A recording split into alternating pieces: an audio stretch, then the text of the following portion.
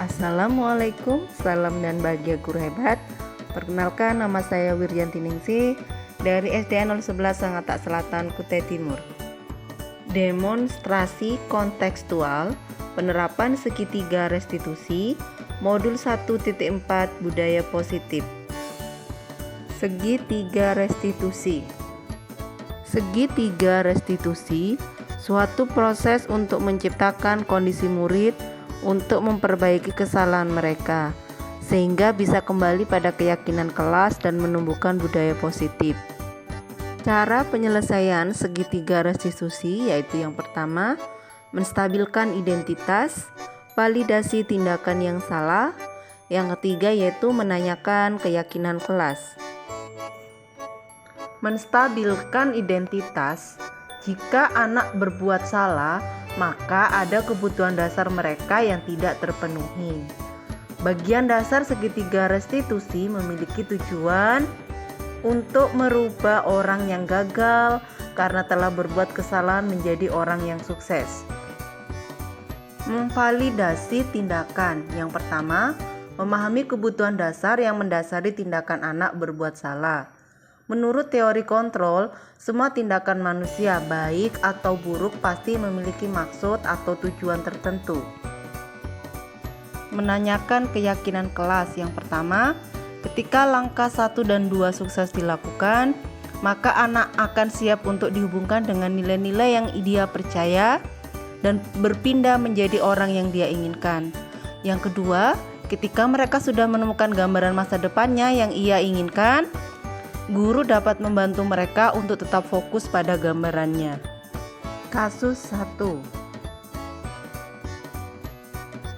Afdal tidak terima tiba-tiba dicium oleh Resa yang merupakan teman sekelasnya. Afdal marah dan teriak-teriak sehingga menyebabkan keributan di dalam kelas.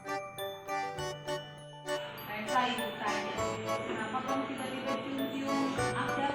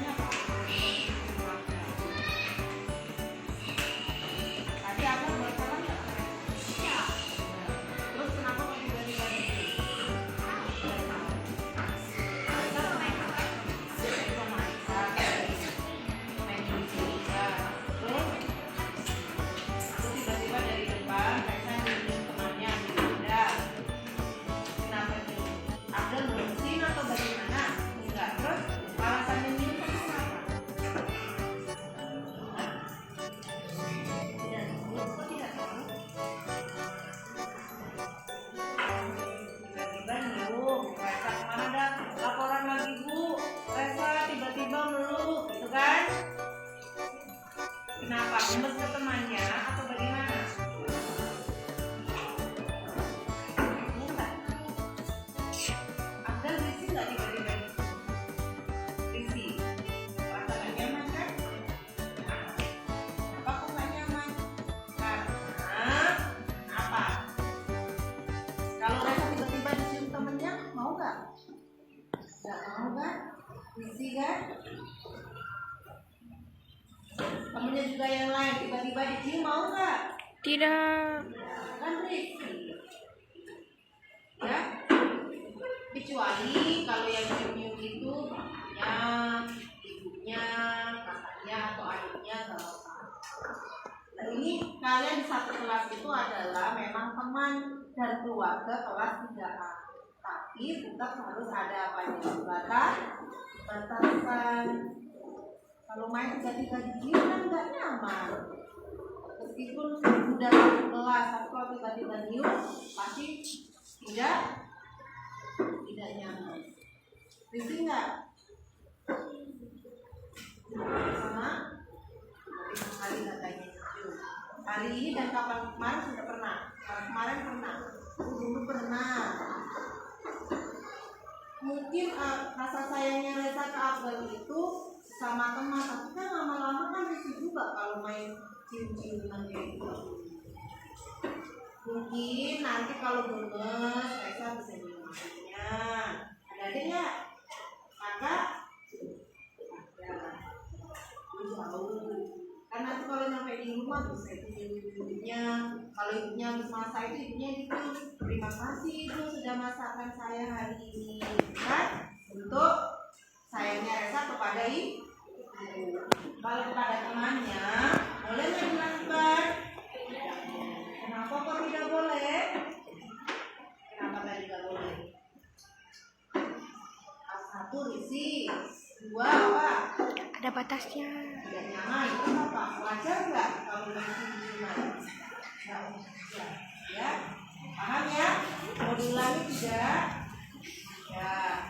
Nanti kalau diulangi, bagaimana kalau Reza duduk di kursi refleks? Mau nggak di depan sendirian? Mau? Ya. Tapi diulangi tidak? Coba kayak mana? Minta maaf ya, ada. Kayak mana cara minta maaf? Ada? Tidak bilang. Ngomong ulang lagi. Coba minta maaf ada. Yang suaranya bukan dengar. Ya. Ibu nggak dengar? Dengar nggak? Ada. Bilang ada. Minta maaf. Apa tadi? Sudah. Cium. Cium ada. Makan nggak ada? Makan. Makan. Berarti kalau sudah selesai makan, boleh diulang apa tidak? Tidak boleh. Paham? Paham? Ya, sudah kembali ke tempat-tempatnya. Kasus 2. Kasmil Dawan adalah seorang siswi kelas 3 di SDN 011 Sangatta Selatan. Dia jarang sekali berinteraksi dengan teman sekelasnya. Dengan saya selaku wali kelas pun tidak mau berbicara. Kasmil jarang bicara meski ditegur ataupun diajak bicara. Dan sering ke kamar mandi tidak izin. Dan saya baru mengetahui Kasmil belum bisa membaca. Untuk menghubungkan kasus 1 dan kasus 2, di sini saya menyebutkan 3 keyakinan kelas, yaitu hormat, menghormati semua orang dan barang milik orang lain. Kedua, izin jika meninggalkan kelas. Yang ketiga, diterima dan dimiliki, maksudnya saling menerima satu sama lain dan saling peduli. Menstabilkan identitas. Yang pertama, saya mewawancarai Kasmil dengan mengucapkan salam dan menanyakan kabar. Tapi karena anaknya tidak mau berbicara, hanya tersenyum.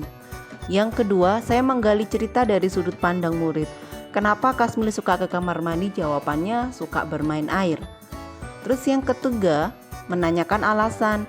Kasmil sering ke kamar mandi tidak izin, tidak mau berinteraksi dengan teman. Alasannya dia suka main air, malas bermain dengan teman. Menstabilkan identitas. Yang pertama, saya mewawancarai Kasmil dengan mengucapkan salam dan menanyakan kabar. Tapi karena anaknya tidak mau berbicara, hanya tersenyum. Yang kedua, saya menggali cerita dari sudut pandang murid. Kenapa Kasmil suka ke kamar mandi? Jawabannya suka bermain air. Terus yang ketiga, menanyakan alasan. Kasmil sering ke kamar mandi tidak izin, tidak mau berinteraksi dengan teman. Alasannya dia suka main air, malas bermain dengan teman. Validasi tindakan yang salah.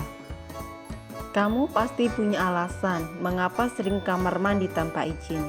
Kasmil pun menjawab, iya bu, main air. Kamu tiba-tiba keluar tanpa izin. Jika terjadi sesuatu dengan kamu, ibu tidak mengetahui. Maaf bu, yang disalahkan nanti ibu karena dianggap lalai. Iya bu. Menanyakan keyakinan kelas. Apa keyakinan kelas yang kita percaya? Iya bu. Keyakinan apa yang belum kamu tunjukkan? Izin, Bu. Apakah tindakanmu mencerminkan keyakinan kelas tersebut? Tidak, Bu. Hasil setelah mengobservasi siswa dari semua kasus. Jawaban dari menanyakan keyakinan kepada Kasmil, meski jawabannya singkat, akhirnya Kasmil mengetahui kesalahannya dalam 1 minggu ini sudah izin jika pergi ke toilet. Salam dan bahagia, bergerak, tergerak, menggerakkan. Wassalamualaikum warahmatullahi wabarakatuh.